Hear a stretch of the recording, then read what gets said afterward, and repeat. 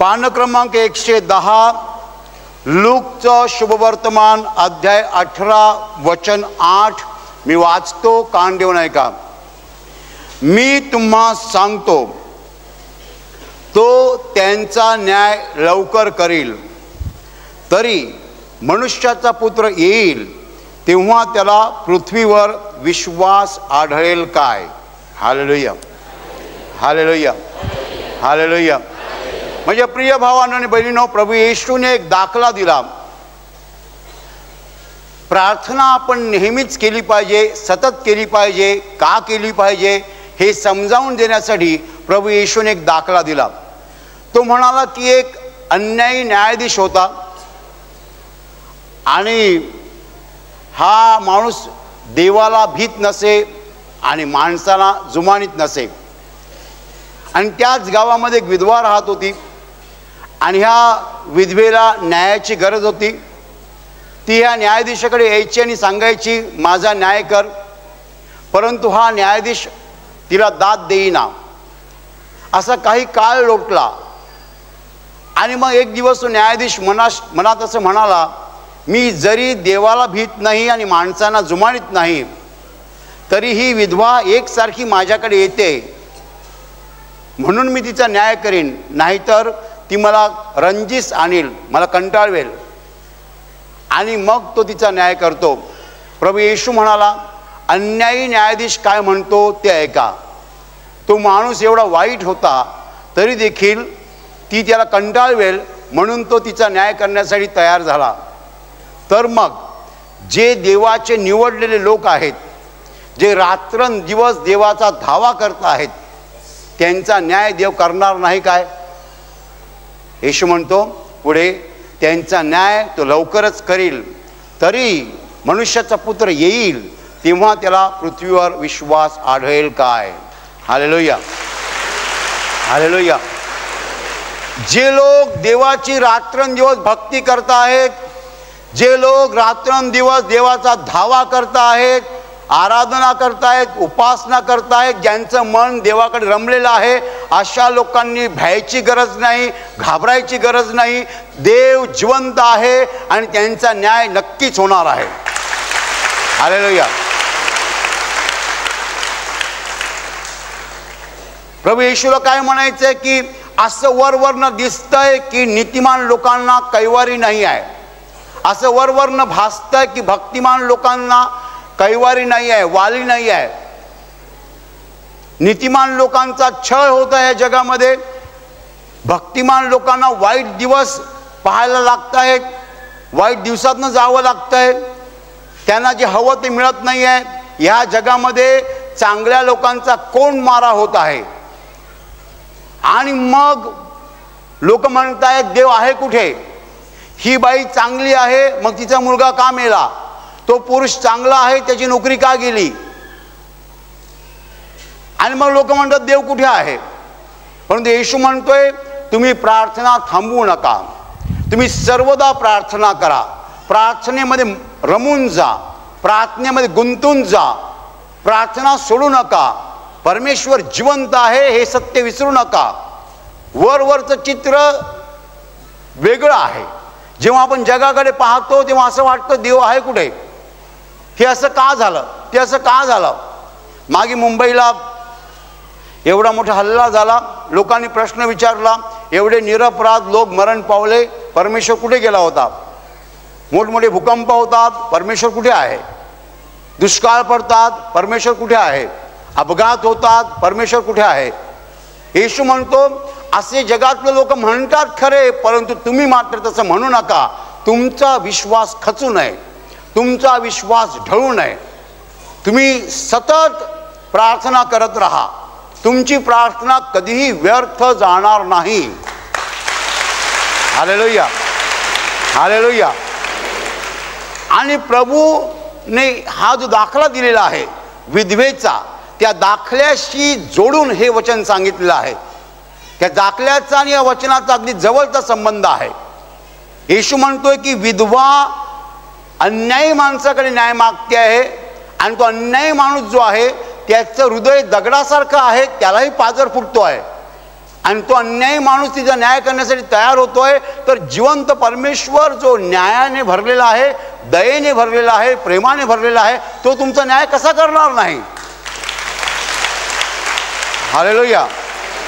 जर अन्यायी माणूस या बाईची कदर करतोय, तिची दखल घेतोय, त्याचं दगडासारखं हृदय फुटतंय आणि त्याला पाझर होत फुटतोय, आणि तो जर तिचा न्याय करायला तयार होतोय, तर जो दया सागर आहे, जो प्रेम सागर आहे, जो क्षमेचा सागर आहे, ज्याला अन्याय मुळीच चालत नाही, तो जिवंत देव या जगाचा न्याय करणार नाही? Hallelujah, hallelujah. पण येशू म्हणतोय, तुम्ही शेवटपर्यंत विश्वास राखणार काय? तुम्ही विश्वासात टिकून राहणार काय? मी जेव्हा दुसऱ्यांदा येणार आहे, न्याय करण्यासाठी येणार आहे, तेव्हा मला पृथ्वीवर विश्वास दिसेल काय? Hallelujah, hallelujah. पृथ्वीवर मला विश्वास आढळेल काय? हा प्रश्न येशूने 2000 वर्षांपूर्वी विचारलेला आहे. आणि आज 2000 वर्ष उलटून गेल्यानंतर, अगदी 2000 वर्ष उलटलेली नाही आहेत, 1975 वर्ष उलटलेली आहेत येशूच्या मरणानंतर. पण एवढ्या काळानंतर आपल्यापुढे जे जगाचं चित्र आहे ते स्पष्ट आहे. ह्या जगामध्ये पुष्कळ लोक देवाचं अस्तित्वच मानेनासे झालेले आहेत. ते म्हणतात देव नाहीच आहे मुळे. Probably there is no God. बहुधा देव नसावा. हालेलुया. सैतानाची स्टाईल आहे बोलण्याची. सैतान कधीही मोठा फटका एकदम मारत नाही, तो हळूहळू फटका मारतो. Probably there is no God. बहुधा देव नसावा. देव नाही असं म्हणत नाही, बहुधा नसावा. हे वाक्य अनेकांना पटतं, रुचतं आणि स्वीकारता येतं. देव नाही म्हटल्यानंतर सगळी माणसं स्वीकारत नाहीत, पण देव नसावा म्हटल्यानंतर त्यांना वाटतं बरोबर असेल. Hallelujah, hallelujah. आणि ह्या चळवळीची पोस्टर्स लंडनला बसवरती मारली जात आहेत, बसेसवरती मारली जात आहेत. लोक स्वीकारत आहेत. लोक म्हणतात आम्हालाही वाटतं कदाचित देव नसावा. विज्ञानामध्ये जे काही सापडलं माणसाला, त्याच्यामुळे माणसाला असं वाटू लागलं की आम्ही सगळं काही निर्माण करू शकतो, सगळंच आम्हाला निर्माण करता येतं, तर देव आहे कुठे? Hallelujah, hallelujah. माझ्या प्रिय भावांनो आणि बहिणींनो, पुष्कळ वेळा ह्या मुद्द्यावर मी बोललेलो आहे की विज्ञान हे देवाचं दान आहे. परंतु हे दान घेऊन काही लोक कमरेवर हात ठेवून विचारतायत देव आहे कुठे? देवानेच शिकवलं, देवानेच दिलं, देवाचंच घेतलं, आणि वरती आम्ही प्रश्न विचारतो देव आहे कुठे? माझ्या प्रिय भावांनो आणि बहिणींनो, म्हणून देवाने एक गोष्ट करून ठेवलेली आहे. मी पुष्कळ दिवसापूर्वी प्रार्थना करत होतो आणि प्रार्थनेमध्ये देवाने मला हे वचन दिलं. देवाने असं म्हटलेलं आहे बायबलमध्ये की देवाचं सनातन सामर्थ्य आणि त्याचं देवपण ही निर्मिलेल्या पदार्थाहून ज्ञात होऊन दिसत आहेत, अशासाठी की त्यांना कसलीही सबब राहू नये. हालेलुया. तुम्हाला माहिती आहे, परमेश्वराने एक गोष्ट मुद्दाम करून ठेवलेली आहे. हे कुंपण घातलेलं आहे, ही सीमारेषा आखलेली आहे. ती सीमा माणूस ओलांडू शकत नाही. आणि म्हणून माणसाला कळलं पाहिजे की देव अस्तित्वात आहे. कोणती सीमा ती मी सांगतो. विज्ञान हा ज्ञानाचा मार्ग आहे. जेव्हा माणसाला देवाने निर्माण केलं तेव्हा सांगितलं होतं की मधल्या झाडाचं फळ खाऊ नकोस, ते झाड ज्ञान देणारं झाड आहे. परंतु एवेने पाप केलं, तिने ते फळ खुडलं आणि खाल्लं, आणि मग आदामाने ते फळ खाल्लं, आणि त्या दिवसापासनं आम्ही ज्ञानाचा मार्ग पत्करला. ज्ञान म्हणजे शोधून काढणं, माहीत पडणं. परंतु हे फळ खाण्या अगोदर जिवंत देवाची आमचे जिवंत संबंध होते. आम्हाला कसलाही अभ्यास करायची गरज नव्हती, सगळं आम्हाला रेडीमेड मिळत होतं. आदाम एवेला सगळं रेडीमेड मिळत होतं, अभ्यासाची गरज नव्हती, शोधाची गरज नव्हती. परंतु ज्या दिवशी त्यांनी ते फळ खाल्लं त्या दिवशी त्यांनी जाणून बुजून ज्ञानाचा मार्ग पत्करला. आणि या ज्ञानाच्या मार्गानंतर आज 6000 वर्ष उलटून गेली जग निर्माण झाल्याला. 6000 वर्षानंतर माणूस ज्ञानमार्गाने खूप पुढे गेला, परंतु देवाशी संबंध हरवून बसला. परिणामी शांती जी देवापासून येते ती आमच्या अंतःकरणात नाही आहे. आमच्या हातामध्ये 25,000चा मोबाईल आहे, परंतु हृदयामध्ये शांती नाही आहे. आम्ही करोडो रुपयाच्या विमानात बसतो, परंतु आमच्या हृदयामध्ये शांती नाही आहे. ज्ञानाचा मार्ग पत्करल्याने माणूस या मार्गाने पोहोचला. पुष्कळ गोष्टी माणसाला शोधता आल्या, परंतु देवाशी, जिवंत देवाशी जे जिवंत संबंध होते, खरे संबंध होते, ते आता राहिलेले नाही आहेत. आपलं देवाशी संबंध जो होता तो तुटलेला आहे आणि म्हणून आपल्या अंतःकरणामध्ये शांती नाही आहे. संत अगस्टिन म्हणायचे की lord, my soul will not rest unless it rest in you. तुझ्यामध्ये विसावल्याशिवाय हे देवा माझ्या आत्म्याला खरा विसावा मिळणार नाही. Hallelujah, hallelujah. माझ्या प्रिय भावांनो आणि बहिणींनो, तुम्ही विज्ञानामध्ये कितीही पुढे गेलात तर कोणतंही इलेक्ट्रॉनिक साधन तुमच्या हृदयामध्ये शांती आणू शकत नाही. कोणतंही इलेक्ट्रॉनिक साधन तुमच्या अंतःकरणामध्ये खरा आनंद आणू शकत नाही. हे सत्य आता तरी माणसाला उलगडायला पाहिजे. हे सत्य आता तरी माणसाला उमगायला पाहिजे. जोपर्यंत आपल्या निर्माणकर्त्याशी आपला जिवंत संबंध पुन्हा येत नाही, स्थापला जात नाही, तोपर्यंत आपलं हृदय जे आहे ते शांतीसाठी नेहमीच कासावीस राहणार आहे. Hallelujah, hallelujah, hallelujah, hallelujah. माझ्या प्रिय भावांनो आणि बहिणींनो, काय असं देवाने राखून ठेवलेलं आहे त्याच्या स्वतःच्या अधिकारामध्ये, हे मी तुम्हाला मुद्दाम दाखवून देत आहे. आज आपण कितीतरी साधनं पाहतो. मी तुम्हाला सांगितलं आपण केवढी साधनं पाहतो. मी तुम्हाला मोठी यादी देऊ शकतो. तुमच्या कुणाला माहीत नाही टी व्ही सगळ्यांना माहीत आहे. टी व्ही, टेप रेकॉर्डर गेला, आता व्हिडिओ CD प्लेअर आला, तोही गेला, मग DVD प्लेअर आला, तोही चालला. आता लवकरच पेन ड्राईव्ह प्लेअर येईल. DVD प्लेअर चालला, आता पेन ड्राईव्ह प्लेअर येणार. ही झाली एक बाजूची प्रगती.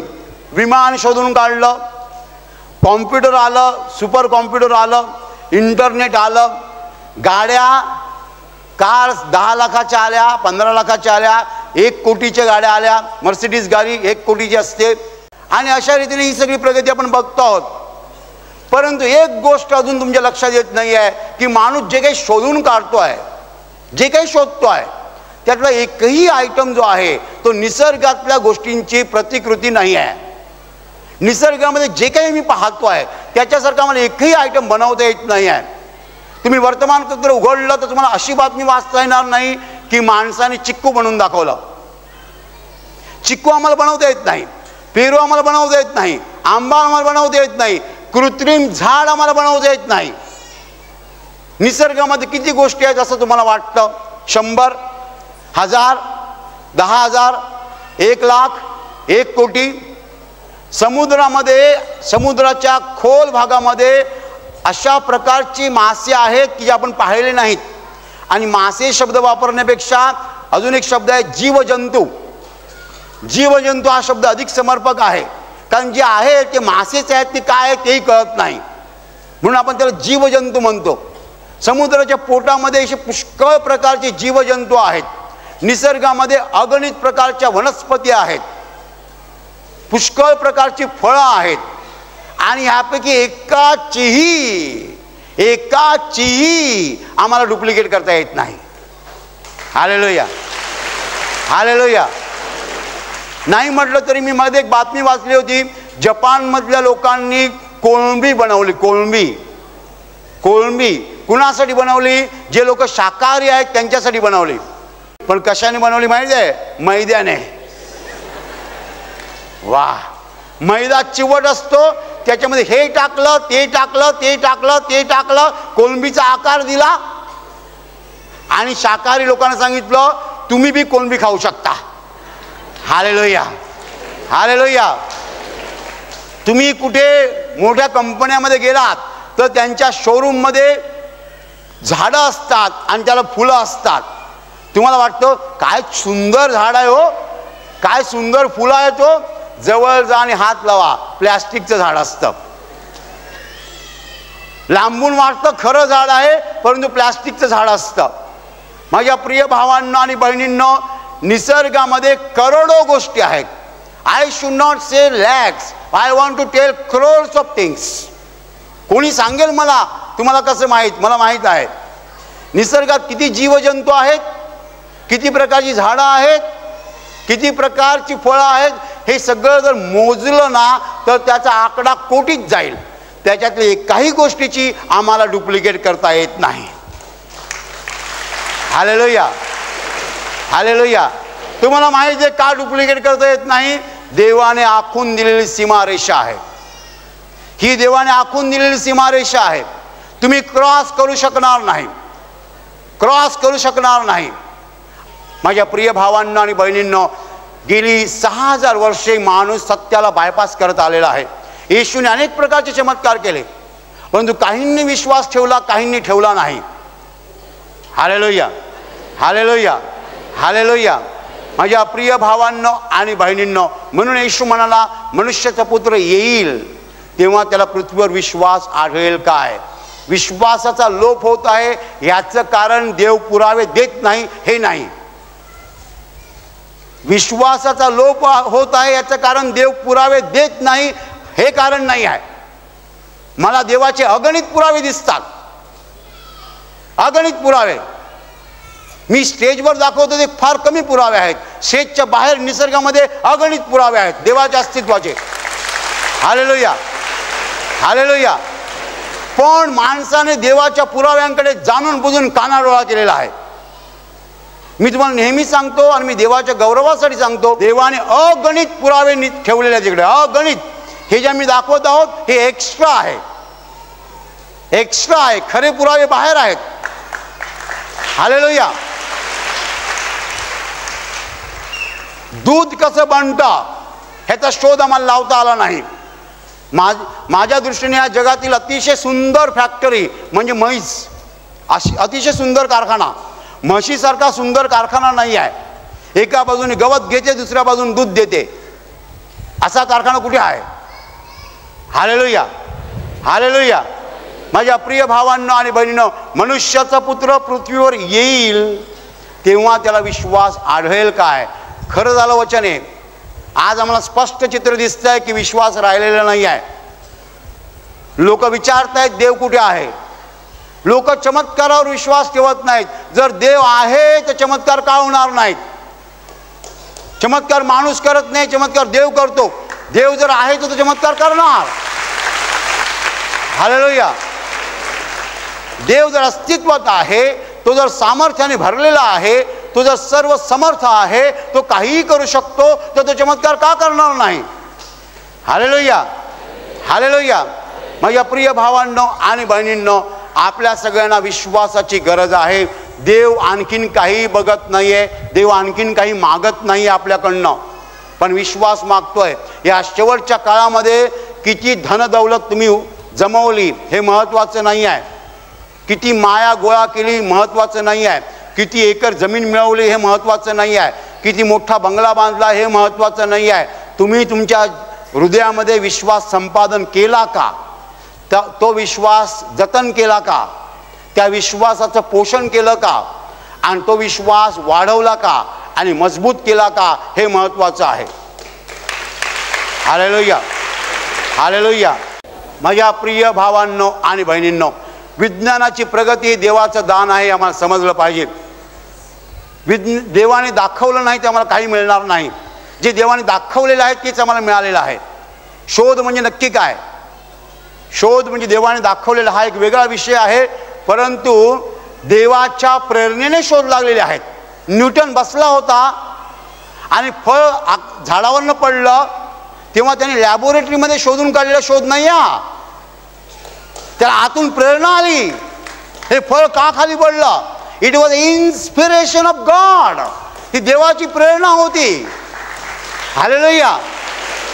लॅबोरेटरीमध्ये घाम गाळून न्यूटनला गुरुत्वाकर्षणाचा शोध लागला नाही, त्याला प्रेरणा आली. शोध म्हणजे देवाची प्रेरणा आहे. एक दिवस पातेल्यामध्ये दूध होतं आणि ते दूध उकळत होतं, त्या पातेल्यावरती झाकण होतं, ते झाकण असं हालायला लागलं, वाजायला लागलं. तेव्हा जेम्स वॅट गेला आणि बघतो हे काय, आणि तेव्हा त्याने वॅटचं इंजिन शोधून काढला. जेम्स वॅटने लॅबोरेटरीमध्ये घाम गाळून ते इंजिन शोधून काढलेलं नाही आहे, त्याला प्रेरणा आली. प्रेरणा कोणी दिली? प्रेरणा देवाने दिली. Hallelujah, hallelujah. सगळ्या शोधांच्या पाठीमागे प्रेरणा असते आणि प्रेरणा देवाची असते आणि म्हणून माणसाला हे शोधता आले. काही दिवसापूर्वी एका येशूच्या सेवकाने सांगितलं की थॉमस अल्वा एडिसन ज्याने बल्ब शोधून काढला, विजेचा शोध लावला, ते मरायच्या अगोदर ते म्हणे काही काळ कोमामध्ये होते. एडिसन कोमामध्ये होते आणि मग त्यांनी डोळे उघडले आणि ते म्हणाले up there everything is beautiful, तिकडे वरती सगळं सुंदर आहे, आणि डोळे मिटून ते मरण पावले. हालेलुया. माझ्या प्रिय भावांनो आणि बहिणींनो, सत्य दडपायचं किंवा सत्याला बायपास करायचं हा ह्या जगाचा स्थायी भाव आहे, हा ह्या जगाचा स्वभाव आहे. आणि म्हणून हे जग सत्यापर्यंत पोहोचत नाही आहे आणि देवावरचा विश्वास त्याला मिळत नाही आहे. येशू म्हणाला मनुष्याचा पुत्र येईल तेव्हा त्याला पृथ्वीवर विश्वास आढळेल काय? विश्वास खरोखर नाहीसा होत चाललेला आहे. ह्याचं कारण असं नाही आहे की देव पुरावे देत नाही, देवाने पुरावे दिलेले आहेत. Hallelujah, hallelujah. देवाने पुरावे भरपूर दिलेले आहेत, पण लोक सत्याला बायपास करत आहेत म्हणून ते त्यांना देव सापडत नाही आहे. हालेलुया. मनुष्याने सगळं जग मिळवलं परंतु देव स्वतःचा आत्मा गमावला तर काय फायदा? Hallelujah, hallelujah, hallelujah. का बरं असं होतं? का बरं असं होतं? म्हणूनच येशू म्हणाला मनुष्याचा पुत्र येईल तेव्हा त्याला विश्वास आढळेल काय? लोकांकडे मोबाईल आहे, कार आहे, पण विश्वास नाही आहे. देव विचारत नाही तुमच्याकडे मोबाईल आहे का, देव विचारत नाही तुमच्याकडे जमीन आहे का, बंगला आहे का. देवाला तुमचं जमीन नको आहे, तुमचा बंगला नको आहे, देवाला तुमच्या हृदयातला विश्वास पाहिजे, विश्वास. Hallelujah, hallelujah. प्रत्येकाच्या घरी टी व्ही आला पाहिजे, प्रत्येकाच्या घरी कॉम्प्युटर आलं पाहिजे, प्रत्येकाच्या घरी मोबाईल आला पाहिजे, ही देवाची इच्छा नाही आहे. तर प्रत्येकाच्या अंतःकरणात येशूवरचा विश्वास आला पाहिजे, ही देवाची इच्छा आहे. काय महत्वाचं आहे ते येशूने स्पष्ट सांगितलेलं आहे. मनुष्याचा पुत्र येईल तेव्हा त्याला विश्वास आढळेल काय? तुमच्या हृदयाचा विश्वास असेल तर तुम्ही सगळं कमावलं. हा येशूवरचा विश्वास तुम्हाला सगळं देणार आहे. हा येशूचा विश्वास तुम्हाला स्वर्गात नेणार. हालेलुया. पण जर येशूवर विश्वास नसेल तर सगळी दुनिया कमावून काही फायदा नाही आहे. माझ्या प्रिय भावांनो आणि बहिणींनो, जग का विश्वास ठेवत नाही याची काही कारणं मी तुम्हाला सांगितली. पण तुम्ही जर विश्वास ठेवत आहात तर तुम्ही धन्य आहात, कारण त्या विश्वासाचं फळ तुम्हाला मिळाल्याशिवाय राहणार नाही. Hallelujah, hallelujah. आणि आता मी तुमच्यासाठी प्रार्थना करत आहे. तुमचे डोळे मिठा आणि तुमच्या शरीराच्या ज्या भागाला आजार आहे त्या भागावर हात ठेवा. विश्वासाने हात ठेवा. प्रभू येशू स्वतः तुम्हाला स्पर्श करेल आणि एका क्षणात तुमचा आजार नाहीसा करेल. तुमच्या शरीरातील प्रत्येक आजार प्रभू येशूच्या पवित्र नावात नष्ट हो. तुमच्या जीवनातील प्रत्येक दुःख प्रभू येशूच्या पवित्र नावात नष्ट हो. आणि तुमच्यावर आणि तुमच्या कुटुंबावर प्रभू येशूचे महान आशीर्वाद होत.